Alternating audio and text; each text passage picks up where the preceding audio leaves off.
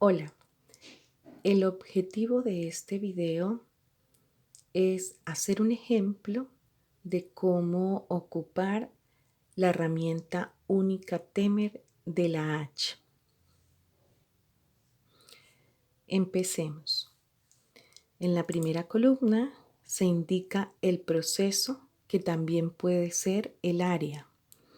Por ejemplo, logística u operaciones, bodega, ¿cierto? En este caso del ejemplo que estoy plasmando es logística. El puesto de trabajo, operario de patio. Por favor, siempre al puesto de trabajo indiquemos el apellido, que podría ser un apellido o dos apellidos si de inmediato le colocamos la tarea o el proceso o la actividad. Pero por ahora, para este ejemplo, entonces llevamos proceso, logística, proceso o área, puesto de trabajo, operario de patio, tarea. En este caso, el ejemplo que traigo es de selección de envases. Estos son envases vacíos. Podemos colocar acá selección de envases vacíos.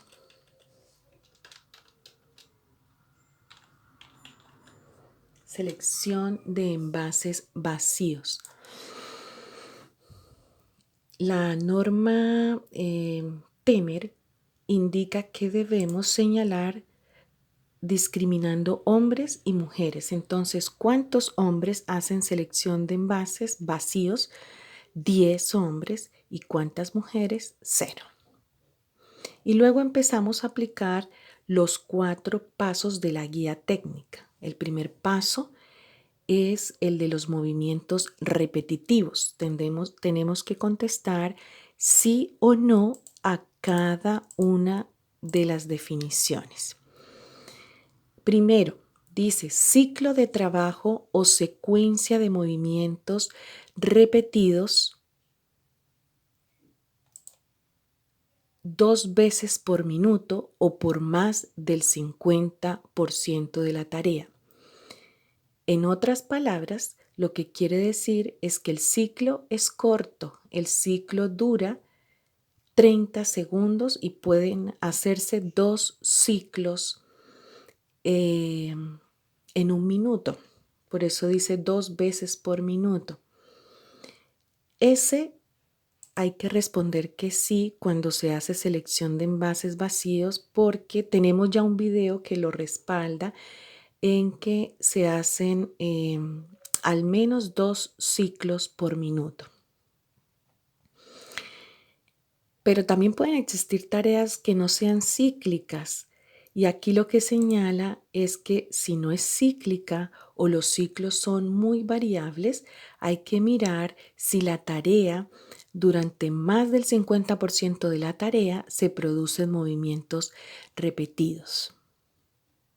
Para nuestro ejemplo, entonces la respuesta es sí. El siguiente dice, se repiten movimientos casi idénticos de dedos, manos, antebrazos por algunos segundos. Ese es exactamente el caso de la selección de envases porque el trabajador coge los envases en esta posición y los pasa de un lado a otro. Es decir, que los mayores movimientos repetitivos los vemos en la parte distal, desde el codo hasta los dedos, porque hace este tipo de agarre. Entonces la respuesta es sí. Después dice, existe uso intenso de dedos, mano y muñeca. En realidad no se explica a qué le llamamos intenso, pero no se ve, disculpen, no se ven como estos movimientos muy rápidos, ¿cierto? Pero sí son movimientos rápidos aquí y allá, pero no son intensos de los dedos. Entonces, por lo tanto, no. La siguiente dice, se repiten movimientos de brazo, hombro de manera continua o con pocas pausas. Al menos durante 3,5 horas en esta empresa los movimientos requieren, por ejemplo, si el trabajador tiene aquí una caja, aquí otra caja y una caja más allá, se ve en el video, que no lo puedo mostrar por respeto a la empresa, se ve que la persona tiene que estirarse hacia adelante, estirar su brazo hacia adelante. Por lo tanto, esos son movimientos del brazo y del hombro. Entonces, la respuesta es sí. Con al menos un sí que hubiéramos contestado en estas opciones, ya tendríamos que entrar a colocarle un color, es decir, a evaluar. El color no se pone porque a mí me parece, el color se pone según el tiempo de exposición. Y para movimientos repetitivos, los colores indican lo siguiente. Y es la manera que yo siempre, por aquí voy a poner mi copia, no la alcanzo a ver acá. Es la manera que yo siempre sugiero que se haga para facilidad. Primero, si yo ya sé que la tarea en este caso dura 3,5 horas, 3 horas y media, y me dice que el color es rojo, yo siempre empiezo como por la peor condición, el rojo. ¿Cuándo sería rojo? Si esta tarea de selección de envases vacíos durara más de 4 horas. Ahí tendríamos un color rojo en repetitividad. ¿Y cuándo es verde? Me voy al otro extremo. ¿Cuánto es verde? Si ese movimiento repetitivo fuera solamente repetitivo sin otros factores, por ejemplo, postura, ya mencionamos que en este caso que no es solo repetitivo porque ya vimos que está el tema de la postura en las manos, ya vimos que tiene tema del hombro porque se echa el hombro hacia adelante para coger los envases que están más lejos de su alcance, por lo tanto no podría por ese lado postular a un verde. Sin embargo, dice que sería verde si la duración de esta tarea que solo fuera repetitiva y durara menos de 3 horas. Entonces, en este caso, ni por un lado ni por el otro podría ser repetitividad verde, va a ser de color amarillo, porque no dura más de 4 horas para ser rojo, pero tampoco dura menos de 3 horas para ser verde, y además no es solamente movimiento repetitivo, sino que también tiene el componente postural. De esa manera se coloca el color, no es al azar. Después viene el segundo paso, que es postura. La postura se empieza a analizar desde distal hasta proximal. Distal se refiere a que hay flexión, extensión y o lateralización de muñeca. Cuando agarran los envases que están seleccionando, en algunos momentos se ve que sí hacen este movimiento de flexión. Por lo tanto, respondemos que sí. Después dice alternancia de la postura de la mano con la palma hacia arriba y hacia abajo utilizando agarre. Ellos utilizan un agarre, pero todo el tiempo la mano está hacia abajo. Entonces no hay esta alternancia de hacia arriba y hacia abajo. Entonces, por lo tanto, contestamos que no. En el siguiente dice movimientos forzados utilizando agarre de dedos mientras la muñeca está rotada o agarres con abertura amplia de dedos, manipulación de objetos. Claramente tenemos que contestar que sí, porque ya hemos dicho que para agarrar los envases los agarran de esta forma, están haciendo agarres. Y el último de postura habla de movimiento del brazo hacia adelante, que lleva el brazo hacia adelante, y ya también lo he mencionado varias veces en este video. Por lo tanto, la respuesta es que sí. Como ya tenemos al menos uno, con un solo sí tendríamos que ponerle hacer la evaluación y ponerle un color. Vamos a mirar qué color le corresponde e igualmente, así como hice con el movimiento repetitivo, vamos a hacerlo con postura. ¿Cuándo sería rojo? Rojo nos indica que es cuando se hace, o sea, esta desviación postural, esta carga postural está dada más allá del 50% del rango. Casi que se da esa condición, y yo diría que sí, cuando la persona va a alcanzar los envases que están lejos de su alcance. Sin embargo, viene además el tiempo de exposición que es tan importante, entonces dice por más de 3 horas. Entonces, los trabajadores haciendo selección de envases vacíos, aunque la tarea es de 3,5 horas, ellos no están las 3,5 horas alcanzando envases porque también tienen cajas que están más cerca de su alcance. Por lo tanto, no alcanza a superar las 3 horas que indica acá para que sea de color rojo. Dice, y sin pausa de descanso por más de 30 minutos consecutivos. Entonces, no podríamos decir que en postura sea rojo. Vamos a ver si podemos decir que es verde y dice pequeñas desviaciones de la posición neutra por no más de 3 horas totales. En este caso, ellos sí prácticamente todo el tiempo están con este agarre. Entonces, y está también más de 3 horas, porque estamos hablando de 3,5 horas, por lo tanto, tampoco sería verde. Si no es rojo y no es verde, entonces es amarillo en postura. Vamos a ver fuerza. Igualmente empezamos a contestar uno por uno. Dice, levanta o sostiene herramientas u objetos de más de 0,2 kilogramos, 200 gramos, usando dedos o sea, la pinza, agarrados con pinza, o de 2 kilogramos usando la mano completa.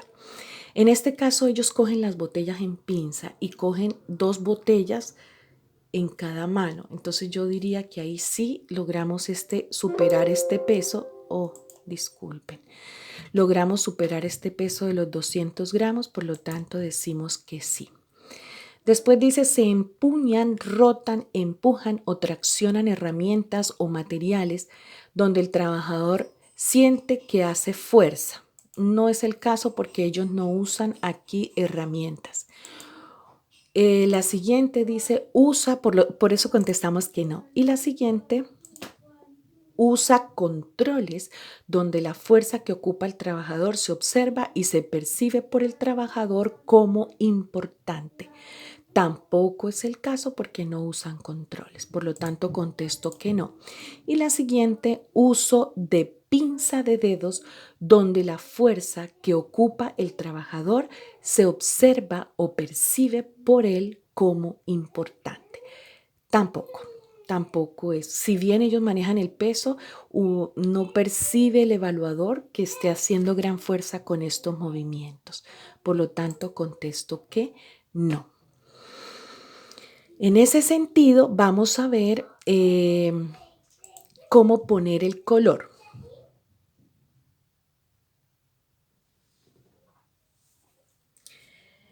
El color.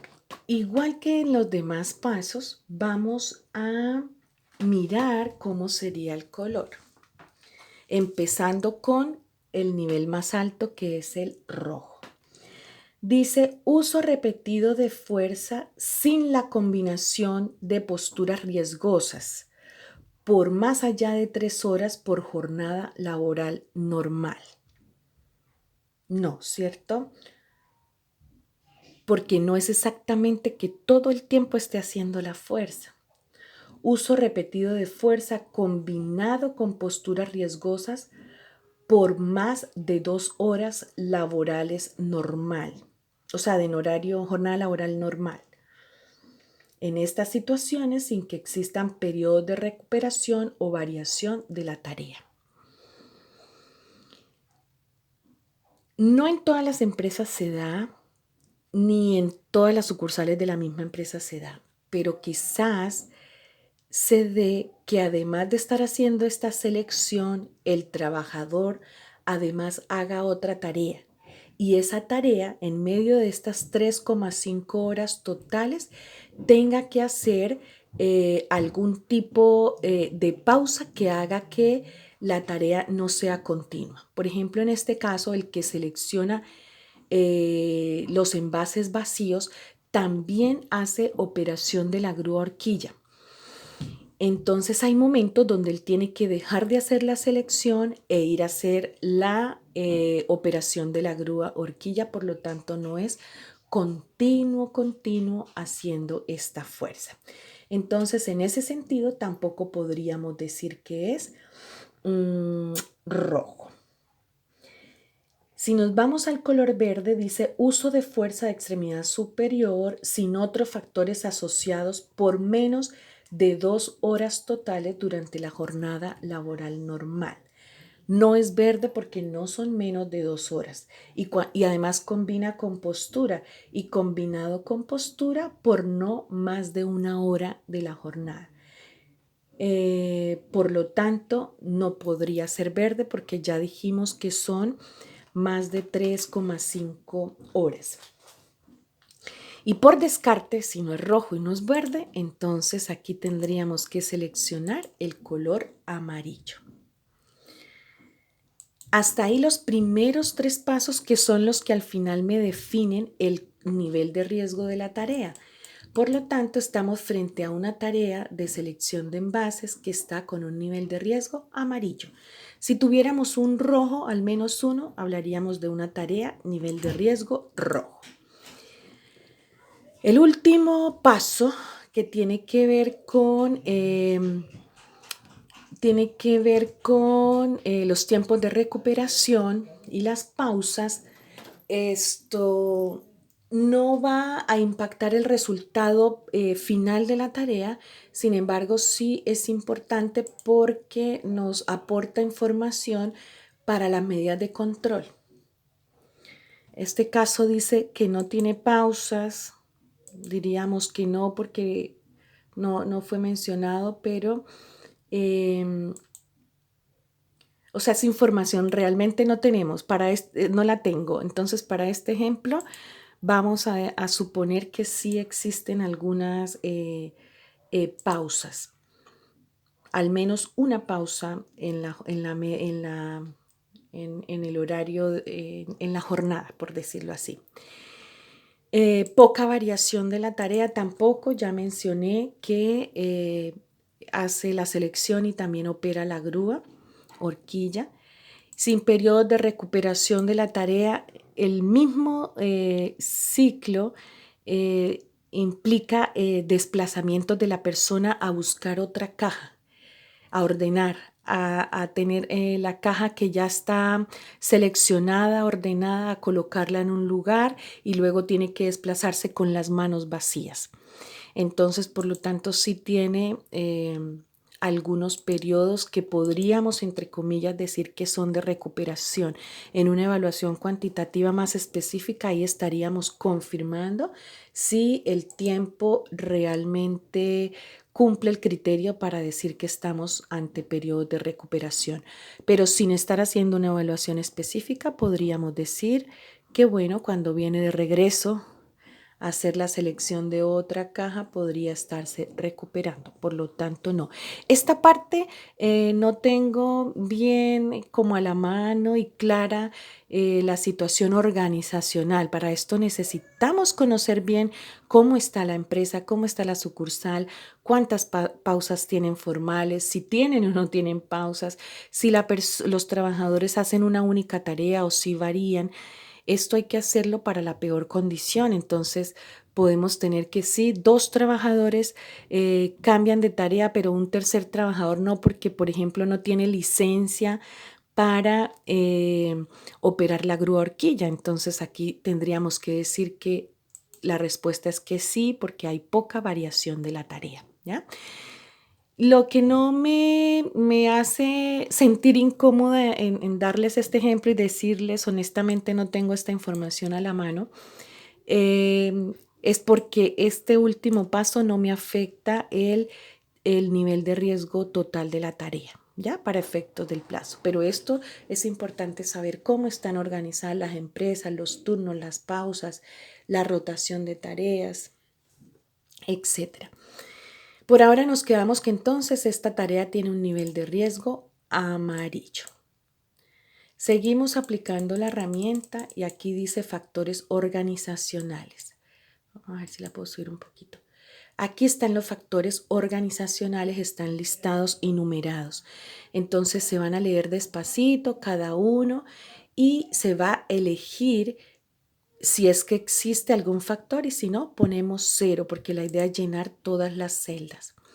Entonces en el 1 dice, ¿existe uso frecuente o continuo de herramientas vibrantes? No. ¿Existe compresión localizada de alguna parte del cuerpo debido al uso de herramientas u artefactos? ¿Existe exposición a frío? Voy a moverlo porque estoy leyendo como a medias. Ahí se está más completo. Existe exposición al frío, temperaturas cercanas a los 10 grados Celsius. Los equipos de protección personal restringen los movimientos o las habilidades de la persona. Se realizan movimientos bruscos o repentinos para levantar objetos o manipular herramientas. Se realizan fuerzas de manera estática o mantenidas en la misma posición. Se realiza agarre o manipulación de herramientas de manera continua como tijeras, pinzas o similares. Se martillea, utilizan herramientas de impacto. Se realizan trabajos de precisión con uso simultáneo de fuerza. Es decir, que con la información que tenemos o que yo dispongo a la mano, yo diría que no existe un factor adicional ni organizacional. Ahora, factor psicosocial. Voy a subirla un poquito y la voy a correr acá para ver bien los organizacional. Vamos a ver si alguno calza con esta tarea de selección de envase vacío. Alta precisión de trabajo, mucho para las horas de trabajo. Ahí tendríamos que consultar, ¿verdad?, a los trabajadores y a la supervisión. Bajo control para organizar o sea, bajo control para organizar las tareas. Poco apoyo de colegas o supervisores, alta carga mental por alta concentración o atención. Realiza tareas aislada físicamente dentro del proceso de producción. Ritmo de trabajo impuesto por la máquina u otras personas. Ritmo definido para la producción o remuneración por cantidad producida. Esto también sería indagar un poco más con la empresa para saber si existe alguno de estos factores organizacionales y tal como se señala en la parte de abajo, si es más de una opción se debe separar por coma. Entonces al completar aquí abajo, por ejemplo, que estuviera presente la 1 y estuviera presente la 3, entonces diríamos 1,3. Hoy está como muy abajo esto, 1,3, exacto. 1,3 lo completaríamos ahí, ahora sí se ve mejor. Aquí sale el resultado preliminar, esto sale solito, está ya la herramienta diseñada para colocar, aquí aparecer el nivel más alto de los 3 primeros pasos de la lista. Luego vienen medidas de control. Esta herramienta tiene aquí una hoja donde se pueden leer algunas medidas de control que están divididas por medidas de control administrativo y medidas de control de ingeniería. Y tienen un número, cada medida tiene un número. Ahí se debe leer y seleccionar la más importante o la que queramos. Supongamos que queremos implementar las pausas o si ya existe al menos una, entonces aumentar una pausa más en la jornada. Entonces vamos a escoger el número 3, por ejemplo. Si eventualmente alguna de las medidas que aquí se mencionan no calza con las necesidades de la empresa, ustedes pueden ir aumentando la numeración. Entonces harían la administrativa número 8, la ingenieril número 7 y así sucesivamente. Y ese número de cada medida de control se coloca en esta parte, entendiendo que existen medidas de control administrativo. Entonces, por ejemplo, aquí puse 3 administrativo. ¿Quién va a ser el responsable de la implementación? Se pone nombre. Yo aquí puse Oscar Orduz. Entonces aquí se pone el nombre de la persona y la fecha de la implementación. Puse aproximadamente un mes, para dentro de un mes ya esté implementado todo el sistema de pausas. Aquí voy a hacer un paréntesis porque para los organismos fiscalizadores, por ejemplo, en el caso de la Seremi, que serían los que principalmente fiscalizan el protocolo TEMER, es muy importante que se tenga la evidencia para cualquier fiscalización en realidad. Entonces, es importante que tengan cómo mostrarlo. ¿Qué les sugiero yo? Que cuando creen el sistema de pausas, creen un documento que diga procedimiento de pausas. Por ejemplo, creo que yo tenía uno y no hace mucho lo compartí. Voy a ver si lo encuentro para dejárselos visto acá. Pero fue algo que yo hice en algún momento, pero aquí tengo correo de mi trabajo, no lo puedo seguir mostrando. Un procedimiento que tenga su objetivo, que tenga quiénes van a ser las personas involucradas, quién va a dirigir las pausas, cómo se van a capacitar, en qué horario se van a hacer las pausas, todo, que esté un documento por escrito que esté claramente cómo se va a hacer. Desde el proceso, desde que se está pensando hasta cómo se va a hacer el registro cuando ya esté funcionando la implementación, hay que hacer un documento. Bueno, lo buscaré y de alguna manera les compartiré ese documento que yo hice, que también es muy sencillo. Lo que pasa es que se me pasó tenerlo listo para este video. Bueno, esa sería una manera, y la otra manera sí la tengo por acá lista, o sea, además, no es la otra manera, acompañado con este procedimiento de pausas o instructivo un poco más sencillo de pausas. También debe ir acompañado el registro de las pausas. Este lo hice hace poco. Algo también sencillo, donde vaya pues el logo de la empresa, el mes que se va a registrar de pausas, el año, el área, el turno. Y aquí van enumerando el día de la pausa, la hora, porque en el día deberían hacerse idealmente varias pausas de, como indica la literatura, 8 a 10 minutos por cada hora de trabajo, ¿cierto? 50 minutos, 5 es a 1, 50 minutos de trabajo, 10 minutos de pausa. Sin embargo, esto es difícil de implementar en las empresas, así que si de una pausa logramos pasar a 2 pausas en el turno, maravilloso, de 2 a 3 y de 3 a 4 para hacer una fiesta. Entonces aquí se van completando los días, la hora que se hace por cada día y el nombre del monitor, quién dirigió el ejercicio y la firma del monitor. Esto, por ejemplo, yo la hice para un mes o incluso se puede hacer más grande. O sea, lo importante es que al final haya la manera de poner, por ejemplo, unas observaciones.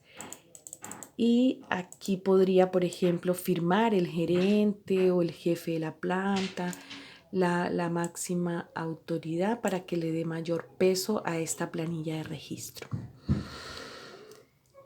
Esa es la de pausas.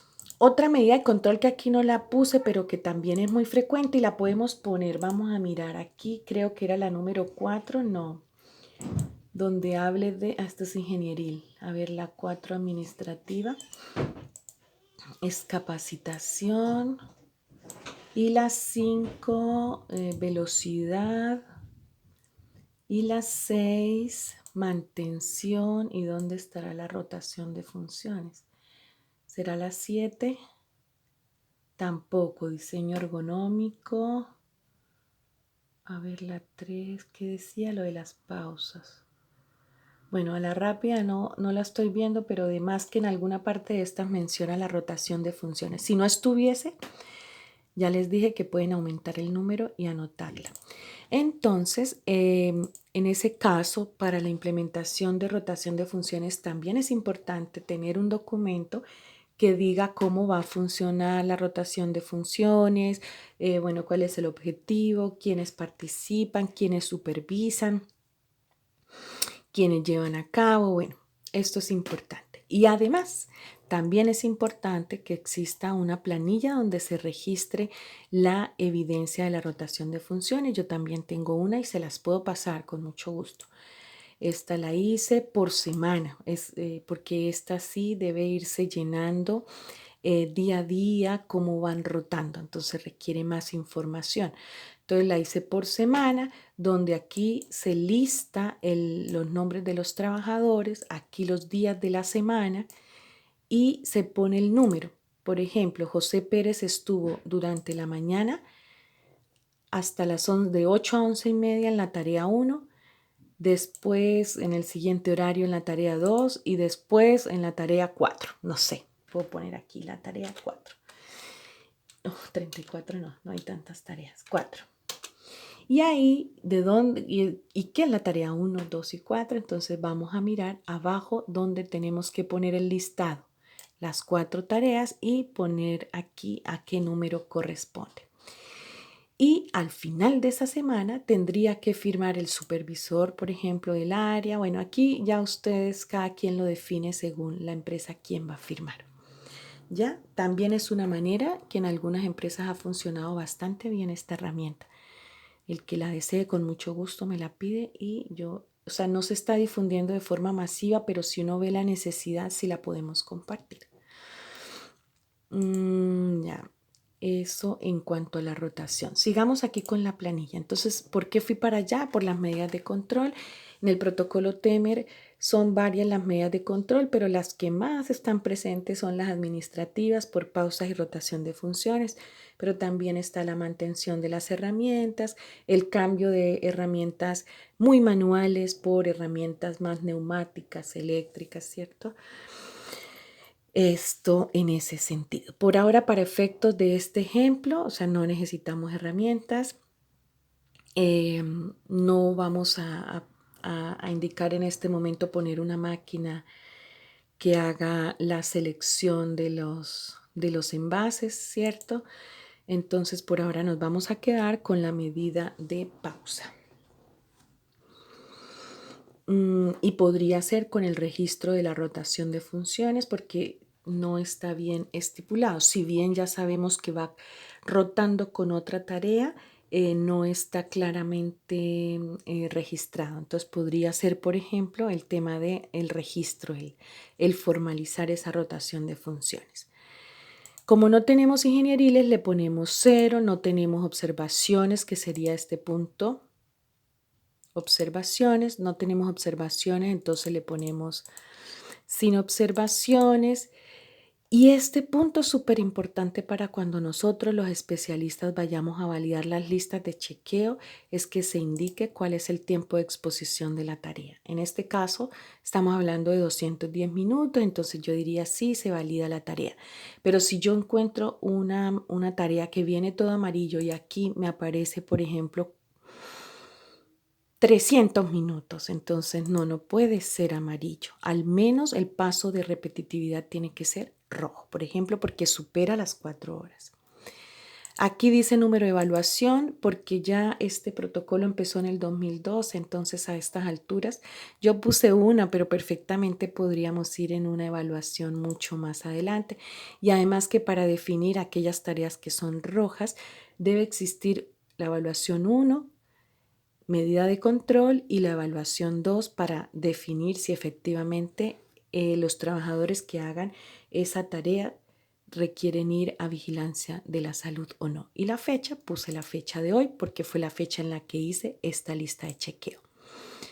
Espero haber aclarado dudas. El video se hizo un poquito largo, no lo pensé que fuera así, pero seguramente hablé un poquito más de la cuenta. Pero la idea es esto, poder apoyar en este uso de la herramienta. No dejen celdas sin llenar. Si tienen alguna duda, por favor consulten, que nosotros con mucho gusto respondemos. Que estén muy bien.